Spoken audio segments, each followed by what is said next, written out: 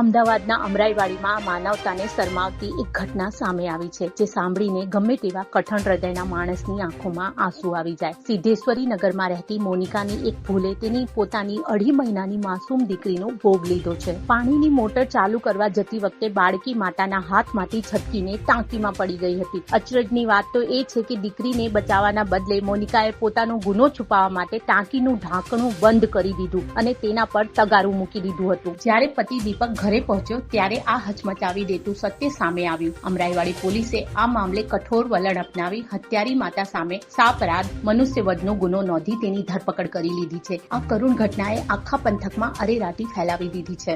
પોતાની નાની બાળકી છે પાણીના ટાંકામાં ડૂબીને ગુજરી ગઈ વગેરે મતલબની જાહેરાત હોસ્પિટલથી આવતા તેઓની અથવા તેની પત્નીની પૂછપરછ કરતા એવું જાણવા મળે કે જે પોતાની પત્ની છે મોનિકાબેન એ પોતાની બાળકીને લઈને ઉપરના માળે હતા અને એ નીચે પાણીનો ટાંકો કરવા માટે મોટર ચાલુ કરવા માટે નીચે આવ્યા.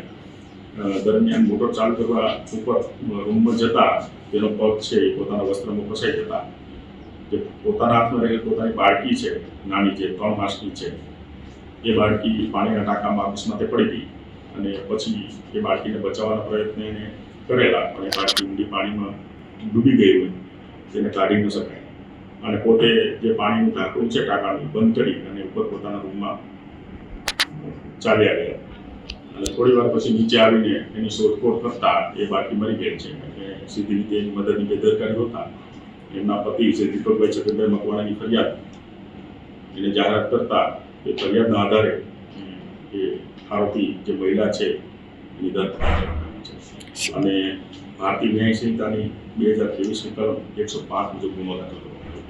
લગ્ન જીવન આશરે 8 થી 10 વર્ષનું છે અને ઉપલા માળે પોતાના સસરાના મકાનમાં પોતે તથા પોતાના પતિ અને 2 નાની બાળકીઓ જેને મોટી બાળકી જે મરણ જનાર છે નાની બાળકી રહેતા હતા અને નીચે પોતાના સાસુ સસરા તેમજ દિયર રહેતા હતા. ઘરની વીજળી સ્વયં બનાવવા આજે સે સોલારનો સંપર્ક કરો.